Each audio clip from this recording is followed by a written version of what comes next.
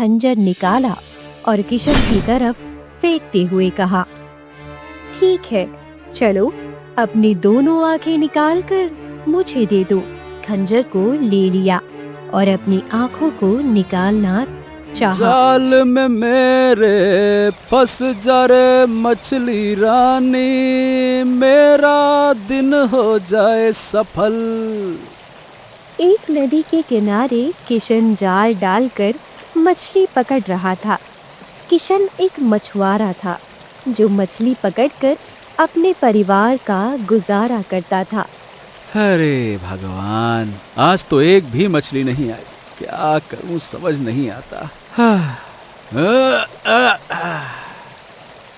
किशन काफी देर तक मछली का इंतजार करता रहा और तभी उसका जाल जोर जोर से हिला। अरे फंस जा मछली रानी। जिस पर उसने जाल को निकाला तो उसमें 2-3 मछली थी, जिन्हें देखकर उसने कहा, अरे बस इतनी ही मछली मिली है, क्या करूं। ऐसा करता हूँ, इनको ही घर लेकर जाता हूँ, अब क्या करूं। यह कहकर किशन घर आ गया। घर आने पर किशन ने उन मछलियों को अपनी पत्नी रेखा को दे दिया। तभी वहां पर उसकी बेटी तारा आई। तारा अंधी थी, जिस वजह से किशन और उसकी पत्नी काफी ज्यादा दुखी रहते थे। पिताजी, आप आ गए? हाँ बिटिया रानी, आ गया आ गया। अरे सामने देख कर आना, बर्तन रखे हुए हैं, गिरना मत, आराम से आराम से। हाँ हाँ, ठीक है पिताजी। और तारा बेटा, कैसा रहा आज का दिन? आज का दिन अच्छा गया पिताजी। और आपको मछलियाँ मिल गई? हाँ, थोड़ी बहुत मिली हैं बेटा, उन्हें घर पर ले आया हूँ, क्योंकि आज बाजार जाने का कोई फायदा नहीं था, तो मैंने कहा चलो घर ले चलते हैं। वैसे आजकल आपको मछली नहीं मिल रही है? क्या कहूँ, पता नहीं क्या हो गया है, ऐसा लगता है कि हमारा नसीब ही खराब है बेटा। सही कह रहे हो, हमारा नसीब ही खराब है, इसलिए हमारी बेटी अंधी है। अगर नसीब सही होता तो हमारी बेटी अंधी नहीं होती। अरे तुम ऐसा काहे कह रही हो, ये सब तो भगवान का खेल है, कौन सा अपने हाथ में है। अजी, पता नहीं भगवान ने हमारे नसीब में क्या लिखा है। पता नहीं हमारी बेटी की शादी कैसे होगी, होगी भी या नहीं। यह कहकर रेखा काफी ज्यादा दुखी हुई, जिस पर तारा ने अपनी माँ से कहा, माँ, आप दुखी मत होइए। आप दुखी क्यों हैं? तो क्या करूं, तू अंधी है और इस वजह से गांव वाले हमारी हंसी उड़ाते हैं। यह सुनकर तारा भी काफी दुखी हुई और वह वहां से धीरे धीरे चली गई। जिस पर किशन ने रेखा को समझाते हुए कहा, ए रेखा, ये तुम तारा बिटिया के सामने ऐसी बात काहे करती हो, गजब करती हो तुम। हाँ नहीं तो, अरे तुमको पता है ना उसको कितना बुरा लगता है। अब ये बताओ, उसकी क्या गलती है जो भगवान ने उसको अंधा बना दिया? अजी, गलती तो मेरी है जो मैंने उसे जन्म दिया। इससे अच्छा तो मैंने उसे जन्म के बाद ही मार दिया होता। अरे तुम पागल वागल हो गई हो क्या? ये कैसी बातें कर रही हो, दिमाग खराब हो गया क्या तुम्हारा? अजी, पागल ही हो गई हो, क्या करूं, कुछ समझ नहीं आता है। यह कहकर रेखा काफी दुखी हुई। धीरे धीरे समय गुजर रहा था। तारा अक्सर दुखी रहती थी, क्योंकि अंधे होने की वजह से वह दुनिया नहीं देख सकती और उसने अपने आप से कहा, काश मेरी भी आंखें होती, मैं भी इस दुनिया को देखना चाहती हूँ। आखिर यह दुनिया कैसी होगी? एक दिन की बात है। किशन मछली पकड़ने के लिए गया हुआ था। वहीं घर में पानी नहीं था, जिस पर रेखा ने कहा, तारा, मैं पानी लेने जा रही हूँ, तुम घर पर ही रहना। माँ, मैं भी आपके साथ चलूं? नहीं नहीं, तुम कहाँ जाओगी? एक तो मुझे पानी लाना है और फिर ऊपर से तुम्हें भी मुझे संभालना पड़ेगा। माँ, ले चलो ना, मैं भी आपके साथ बाहर जाना चाहती हूँ। ठीक है, चलो, पर मेरे पीछे ही रहना। हाँ हाँ, ठीक है माँ। इसके बाद तारा अपनी माँ के साथ नदी की तरफ चली गई। नदी पर आने के बाद रेखा ने तारा से कहा, तुम यहीं पर रहना, तब तक मैं नदी से पानी भर लेती हूँ। हाँ हाँ, ठीक है, आप पानी भर लीजिए माँ। यह सुनकर रेखा पानी भरने चली गई। वहीं तारा ऐसे ही खड़ी रही। तभी वहां एक राजकुमार आया। राजकुमार ने जब तारा को देखा तो उससे कहा, अरे, तुम यहाँ पे क्या कर रही हो? मेरी माँ नदी पर पानी भरने आई है। अच्छा, तो तुम अपनी माँ के साथ आई हो? हाँ हाँ, मैं अपनी माँ के साथ आई हूँ। वैसे आप यहाँ, और आप है कौन? मैं एक राजकुमार हूँ। मैं यहाँ पर घूमने आया था तो तुम्हें देखा तो तुम्हारे पास चला आया। चलो, अब मैं चलता हूँ। यह कहकर राजकुमार वहां से चला गया। पर राजकुमार को मन ही मन तारा बहुत पसंद आई। तभी वहां पर रेखा आई और बोली, चलो, अब घर चलते हैं। हाँ हाँ, चलिए माँ। इसके बाद तारा अपनी माँ के साथ घर आ गई। वहीं दूसरी तरफ आज किशन को मछली नहीं मिली, जिससे वह काफी परेशान हो गया और गांव में एक पेड़ के नीचे बैठ गया। हाँ, हे भगवान, आज तो एक को मछली ना मिली। क्या करूं? इस तरह से तो घर का गुजारा भी नहीं चल पाएगा। किशन को कुछ समझ नहीं आ रहा था। उसने गांव में एक दो लोगों से काम मांगा, पर किसी ने भी काम नहीं दिया। अरे, मुझे कोई काम भी तो नहीं दे रहा। करूं तो क्या करूं, समझ नहीं आता। तभी वहां पर गांव का हरिया आया और किशन से बोला, अरे ओ किशन भैया, आज नदी पर मछली पकड़ने नहीं गए क्या? अरे, क्या करूंगा हरिया भाई, जाकर क्या होता है? मछली तो मिलती ही नहीं है। सुबह सुबह गया था, एक को मछली नहीं मिली। हैं? क्या बात कर रहे हो? मछली नहीं मिली? पर ऐसा कैसे हो सकता है? गांव के दूसरे मछुआरे तो भर भर के मछली पकड़ कर ला रहे हैं। पता नहीं हरिया भैया, मुझे तो कुछ समझ में नहीं आता कि जब मैं पकड़ने जाता हूँ तो मुझे कुछ नहीं मिलता। अच्छा ये बताओ, तुमने अपनी बेटी के बारे में क्या सोचा है? क्योंकि अब तो तुम्हारी बेटी जवान हो गई है। भैया, उसकी शादी वादी करोगे या ऐसे ही घर पर बिठाल के रखोगे? उसकी शादी हो पाएगी कि न होगी? काहे कि वो अंधी है ना। ऐसा क्यों कह रहे हो भाई? क्या जो लोग अंधे होते हैं उनकी शादी नहीं होती है क्या? अरे मतलब मेरा कहने का मतलब ये नहीं था। मतलब ये है कि अगर लड़का होता तो एक बार को हो भी जाती। अब भला अंधी लड़की से कौन शादी करेगा? यह सुनकर किशन काफी ज्यादा दुखी हुआ और उसने अपने मन में कहा, हे भगवान, मैं करूं तो क्या करूं? मैं अपनी बेटी की आंखों को ठीक कराना चाहता हूं, पर मैं अपनी बेटी की आंखों को ठीक कैसे कराऊं, कैसे करूं? किशन को इतना ज्यादा दुखी देखकर हरिया ने कहा, देख भाई किशन, अब ज्यादा दुखी मत हो। भगवान की माया के आगे किसी की नहीं चलती है।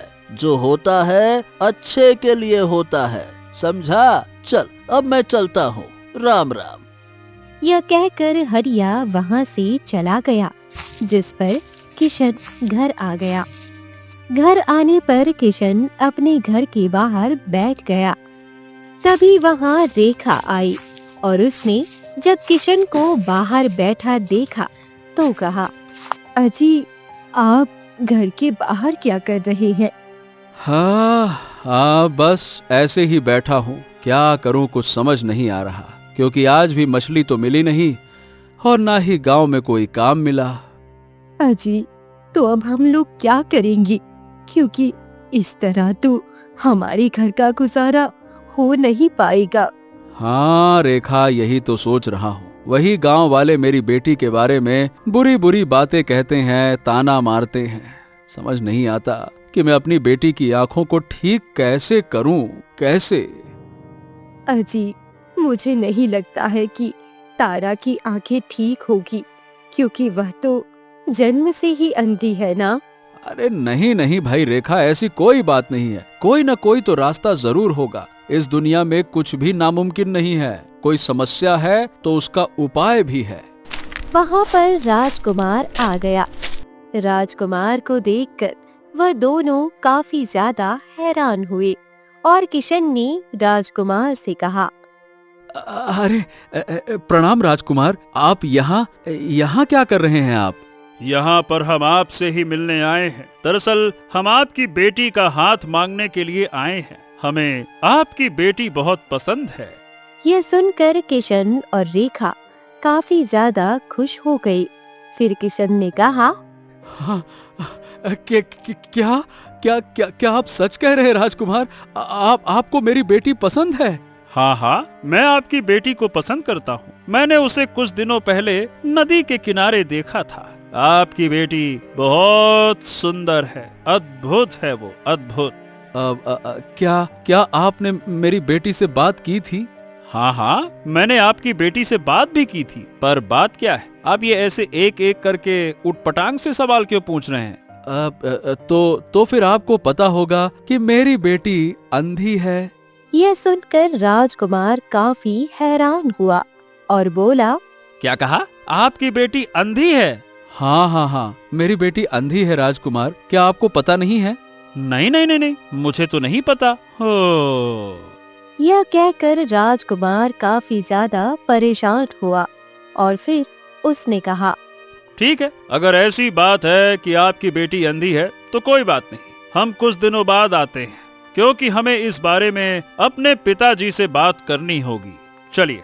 यह कहकर राजकुमार वहां से चला गया, जिस पर रेखा ने कहा, हे भगवान, अगर आज मेरी बेटी अंधी नहीं होती तो उसकी शादी एक राजकुमार से हो जाती। हाँ हाँ रेखा, तुम बिल्कुल ठीक कह रही हो। काश हमारी बेटी की आंखें होती तो उसकी शादी राजकुमार से हो जाती। किस्मत है ये, किस्मत। अब किशन ने सोच लिया था, चाहे कुछ भी हो जाए, वह अपनी बेटी की आंखों को ठीक करके ही रहेगा। पर काम न मिलने की वजह से वह काफी ज्यादा दुखी था। अगली सुबह किशन उठा और उसने देखा और रेखा से कहा, सुनो भाग्यवान, मैं जंगल में लकड़ी काटने जा रहा हूँ, क्योंकि गांव में कोई काम वाम तो मिल नहीं रहा। गुजारे के लिए कुछ न कुछ तो करना होगा। चलो जाता हूँ मैं। ठीक है, जैसी आपकी इच्छा। वैसे आप नदी पर चले जाते तो शायद मछलियाँ मिल जाती। अरे नहीं नहीं नहीं, मेरा मन नहीं है, क्योंकि रोजाना वहाँ जाने से क्या ही फायदा जब वहाँ कुछ मिलता ही नहीं है। चलो मैं जाता हूँ। यह कहकर किशन वहां से चला गया। किशन के जाने के बाद रेखा खाना बनाने लगी, जिस पर तारा ने कहा, माँ, पिताजी कहाँ हैं? पिताजी जंगल से लकड़ी लेने गए हैं। पर क्यों? वह तो मछली पकड़ते हैं ना, फिर जंगल क्यों चले गए? आजकल तुम्हारे पिताजी को मछली मिल नहीं रही है, इसी वजह से। यह सुनकर तारा शांत रह गई। काफी देर शांत रहने के बाद उसने अपनी माँ से कहा, माँ, मैं आपसे एक बात पूछूं? हाँ हाँ, पूछ तू, क्या पूछना चाहती है? वैसे आपको मुझसे बहुत दिक्कत होती होगी ना? मैं अंधी हूँ ना ही मैं आपके काम में हाथ बटा पाती हूँ और ना ही कुछ कर सकती हूँ। आपके ऊपर बस बोझ बनकर बैठी हूँ। अरे, यह तू कैसी बातें कर रही है? नहीं नहीं, ऐसा कुछ भी नहीं है। काम करने के लिए मैं ही काफी हूँ। नहीं नहीं, मुझे ऐसा लगता है मैं अंधी हूँ, इसीलिए गांव वाले भी आपको कितनी सारी बातें सुनाते हैं। अरे, तू बिना फालतू में यह बातें क्यों कर रही है? अगर भगवान ने तुझे अंधा बनाया तो इसमें तेरी क्या गलती। शायद हमारे ही भाग्य में कोई कमी होगी। तू चिंता मत कर, सब ठीक हो जाएगा। चल आजा, खाना खा ले। नहीं नहीं, मुझे भूख नहीं लगी है। जब आप खाओगी तभी मैं खा लूंगी माँ। यह कहकर तारा वहां से चली गई, जिस पर रेखा की आंखों में आंसू आ गए और उसने कहा, मैं हमेशा अपने और अपने पति के बारे में सोचती हूँ, जबकि अपनी बेटी के बारे में नहीं। मैंने तो कभी सोचा ही नहीं उसे कितना बुरा लगता होगा कि वह यह दुनिया नहीं देख पा रही। हे भगवान, मेरी बेटी की आंखों को ठीक कर दीजिए, ठीक कर दीजिए। यह कहकर वह फिर से काम करने लगी। वहीं दूसरी तरफ किशन जंगल आ गया। जंगल आने के बाद वह एक पेड़ को काटने लगता है। तभी वहां से एक साधु गुजरा। साधु ने जब किशन को पेड़ काटते हुए देखा तो कहा, अलक निरंजन, अलक निरंजन। बच्चे, तुम तो इस जंगल में नए मालूम पड़ते हो। तुम्हें देखकर लगता ही नहीं कि तुम लकड़हारे हो। प्रणाम साधु महाराज, बिल्कुल सही कहा आपने। मैं लकड़हारा नहीं बल्कि एक मछुआरा हूँ। क्या मछुआरे हो? तो फिर आखिरकार तुम लकड़ी क्यों काट रहे हो? ये काम तुम्हारा नहीं है। तुम्हारा काम तो मछली पकड़ना है। हाँ, आपने बिल्कुल ठीक कहा, पर अब मैं क्या करूं? मेरा नसीब मेरा साथ नहीं दे रहा, बस इसी वजह से आ गया। मैं कुछ समझा नहीं, क्या बात क्या है? तुम थोड़े से परेशान लग रहे हो। बात यही है साधु महाराज। अब क्या है कि मेरी एक अंधी बेटी है। मैं चाहता हूँ कि उसकी आंखें वापस आ जाएं, पर समझ नहीं आता कि उसकी आंखें किस तरह से वापस आएंगी। मुझसे मेरी बेटी का दुख नहीं देखा जाता। अगर तुम सच में चाहते हो कि तुम्हारी बेटी की आंखें वापस आ जाएं, तो मैं तुम्हें एक उपाय बता सकता हूँ। क्योंकि तुम मछुआरे हो तो तुम उस उपाय को कर भी सकोगे। यह सुनकर किशन काफी ज्यादा हैरान हुआ और उसने साधु से कहा, क्या आप सच कह रहे हैं साधु महाराज? क्या कोई ऐसा उपाय है जिससे मेरी बेटी की आंखें वापस आ जाएं? हाँ, बिल्कुल एक उपाय है, पर हाँ, उसे करने के लिए तुम्हें थोड़ी मेहनत करनी पड़ेगी। हाँ, मैं सारी मेहनत करने के लिए तैयार हूँ। मैं तो जमीन से आसमान तक का सफर करने के लिए तैयार हूँ। हाँ बताइए, कौन सा उपाय है? तो सुनो, यहाँ से दक्षिण दिशा में तुम्हें एक बहुत बड़ी नदी मिलेगी। उस नदी में एक जलपरी रहती है। अगर तुम उस जलपरी से मोती ले आओ तो तुम्हारी बेटी की आंखें ठीक हो सकती हैं। यह सुनकर किशन काफी ज्यादा खुश हो गया और बोला, ओह, अगर ये बात है तो ठीक है। मैं उस नदी के किनारे जाऊंगा और जलपरी से भी मिलूंगा। तुम्हें ये काम जितना आसान लग रहा है, ये उतना आसान है नहीं। मुझे पता है साधु महाराज, पर मैं अपनी बेटी की खुशी की खातिर कुछ भी कर सकता हूँ। कुछ भी मतलब कुछ भी। यह सुनकर साधु महाराज काफी खुश हुए और बोले, जाओ बच्चे, तुम्हारा कल्याण हो। यह कहकर साधु वहां से चला गया। साधु के जाने के बाद किशन ने अपने आप से कहा, हाँ, अभी तो दोपहर भी नहीं हुई है, मुझे चले जाना चाहिए। इस तरह शायद मेरी बेटी की आंखें वापस आ जाएं। यह कहकर किशन उसी नदी की तरफ चला गया। दूसरी तरफ अभी तक किशन घर लौटकर नहीं आया, जिस वजह से रेखा थोड़ी परेशान थी। दोपहर होने को आ गई, पर अभी तक यह लौटकर क्यों नहीं आए? इन्हें अभी तक तो लौट आना चाहिए था। तभी वहां पर तारा आई और बोली, क्या हुआ माँ?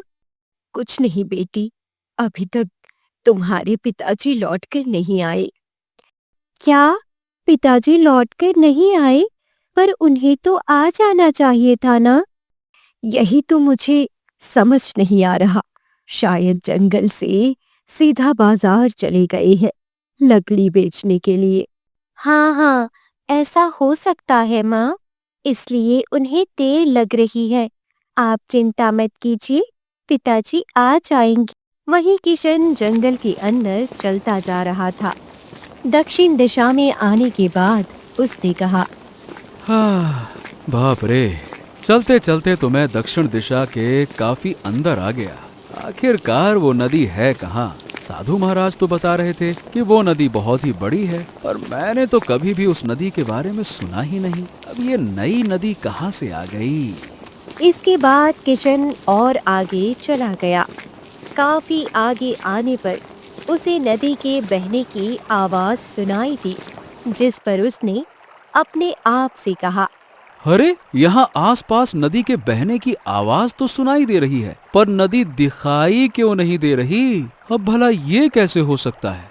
किशन को कुछ समझ नहीं आ रहा था। वह इधर उधर अच्छी तरह देखने लगा। काफी देर देखने के बाद उसे झाड़ियों के पीछे नदी दिखाई दी, जिसे देखकर वह थोड़ा हैरान हुआ। अरे लो भाई, इन झाड़ियों के पीछे नदी है, मुझे तो पता ही नहीं था। यह कहकर जब वह झाड़ियों पार करके नदी के पास गया तो हैरान था, क्योंकि वह नदी सच में बहुत बड़ी थी। रे बाप रे बाप, ये नदी तो वाकई में सच में बहुत बड़ी है। जैसा कि साधु महाराज ने बताया था वैसी ही है, पर भला ये नदी किसी को दिखाई क्यों नहीं देती? लगता है झाड़ियों की वजह से ऐसा होता है। चलो, मुझे जल्द से जल्द नदी के अंदर जाना चाहिए, जिससे मैं जल परी से मिल पाऊं। यह कहकर किशन नदी की तरफ बढ़ने लगा। जैसे ही वह नदी में उतरने वाला था, वैसे ही एक बहुत बड़ा मगरमच्छ आ गया और बोला, कहाँ जा रहे हो तुम? ये मेरी नदी है, तुम इस नदी में नहीं जा सकते। मगरमच्छ को देखकर किशन काफी ज्यादा घबरा गया और बोला, मैं यहाँ जल परी से मिलने आया हूँ। नहीं नहीं नहीं, जल परी नहीं मिलेगी। जाओ यहाँ से, वरना मारे जाओगे। मैं तुम्हें मार डालूंगा।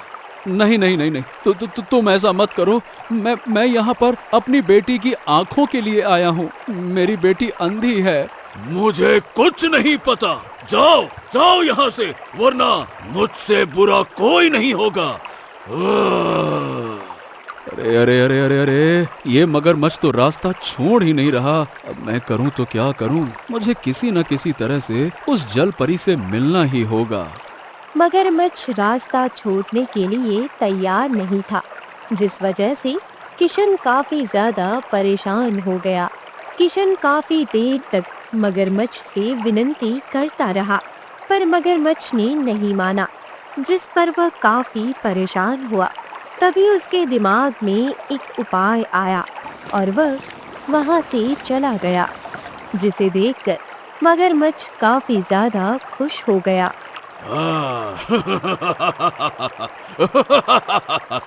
आखिरकार मुझसे डर ही गया। मुझे पता है कि मुझसे सभी डरते हैं।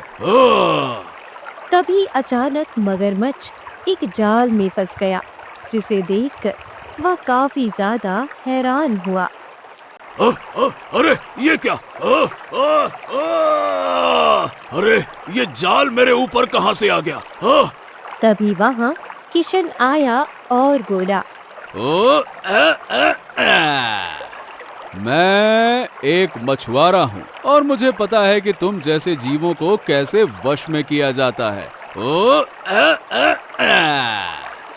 यह कहकर किशन ने उस जाल को खींचकर एक पेड़ से बांध दिया, क्योंकि वह नदी में सांस ले पा रहा था।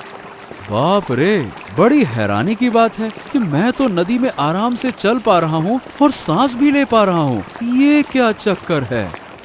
तभी अचानक उसे एक जल परी बैठी दिखाई दी। जल परी को देखकर वह काफी हैरान हुआ, क्योंकि वह पहली बार जल परी को देख रहा था। अरे, ये तो बड़ी ही सुंदर जल परी है। मुझे नहीं पता था कि जल परियां ऐसी होती हैं। वाह वाह वाह वाह।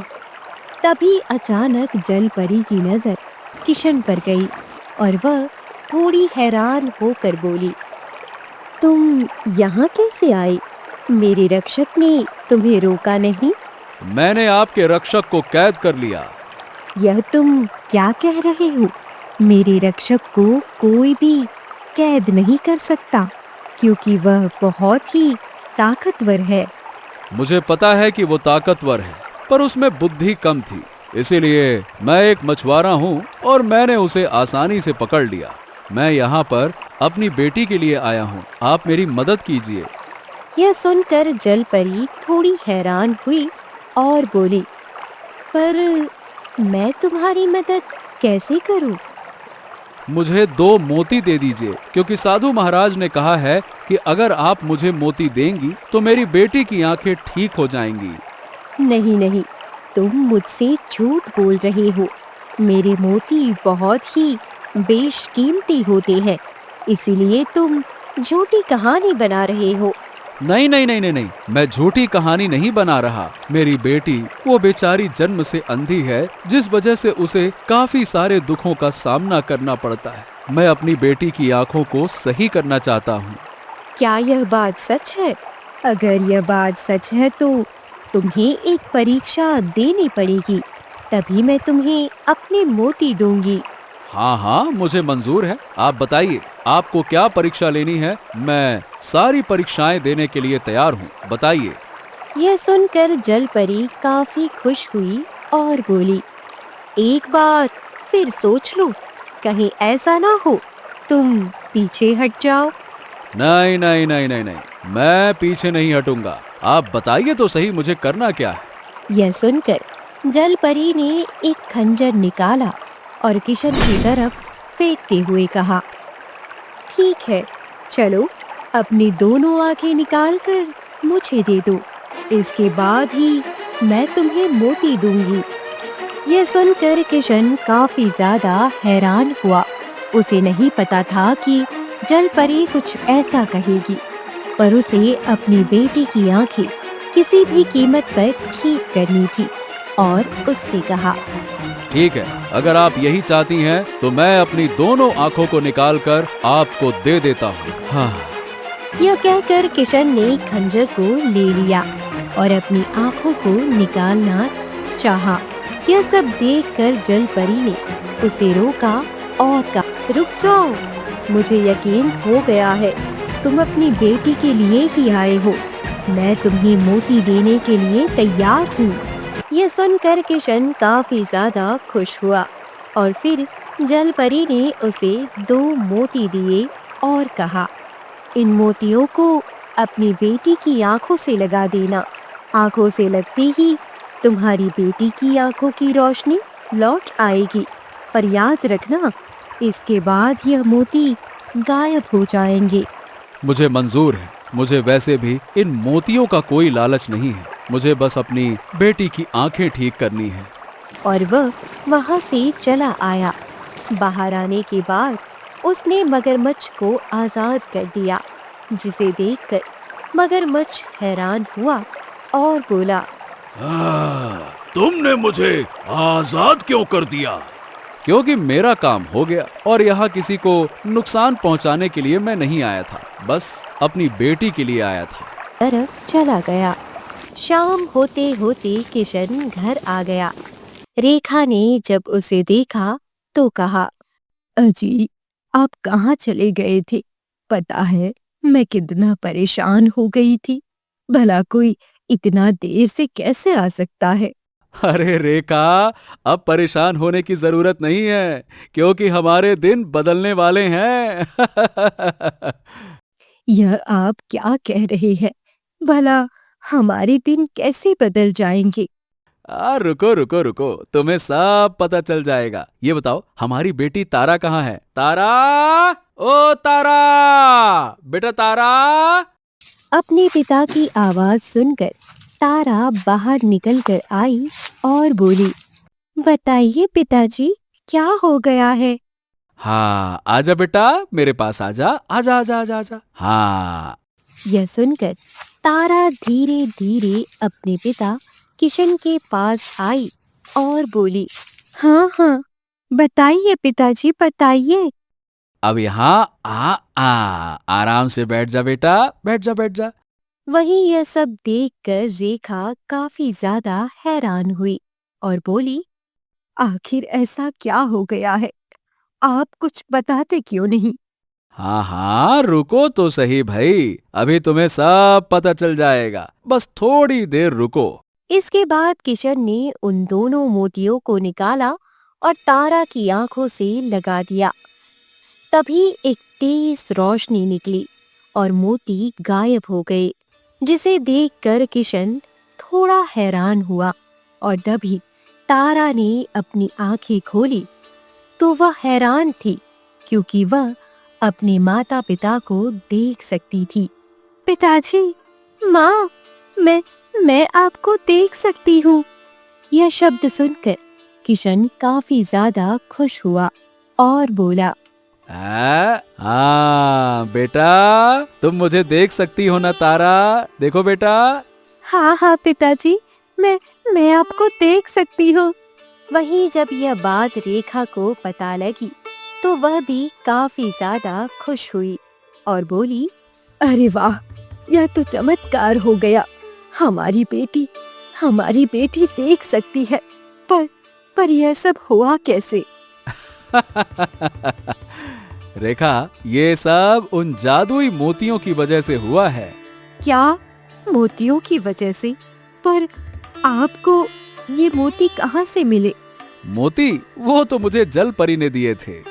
यह सुनकर उन दोनों को विश्वास ही नहीं हुआ और इसके बाद किशन ने उन दोनों को सारी बात बताई, जिसे सुनकर तारा की आंखों में आंसू आ गए और वह बोली, मुझे नहीं पता था आप मेरी आंखों को ठीक करने के लिए अपनी जान को खतरे में डालेंगे।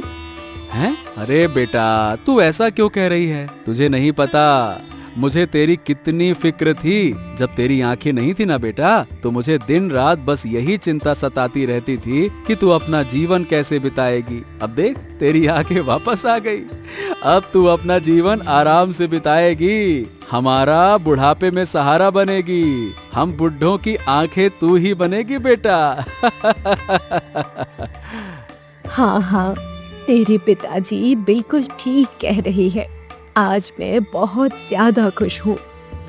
अभी वह लोग यह बातें कर ही रहे थे, तभी वहाँ पर वही राजकुमार आया और बोला, मैं यहाँ आपकी बेटी से शादी करने आया हूँ। मुझे मंजूर है कि आपकी बेटी अंधी है। मैंने अपने पिताजी को मना लिया है। ये सुनकर किशन और रेखा काफी ज्यादा खुश हुए और किशन ने कहा, राजकुमार जी, अब आपको अपने पिताजी को मनाने की जरूरत नहीं है, क्योंकि अब मेरी बेटी अंधी नहीं रही, अब उसकी आंखें ठीक हो गई हैं। ये देखिए। ये सुनकर राजकुमार काफी ज्यादा हैरान हुआ और बोला, क्या? पर ये कैसे हो सकता है? आपने तो कहा था कि आपकी बेटी अंधी है। हाँ हाँ, अंधी थी, पर आज ही भगवान की कृपा से उसके आंखों की रोशनी वापस आ गई। अब मैं अपनी बेटी की शादी आपके साथ धूमधाम से कर सकता हूँ। यह सुनकर राजकुमार भी काफी ज्यादा खुश हो गया और बोला, अरे वाह! ये तो बड़ी अच्छी बात है। वैसे मैंने सोचा था कि शादी के बाद मैं आपकी बेटी की आंखों को ठीक करवा दूंगा, क्योंकि हमारे पास बहुत सारे वैद्य थे।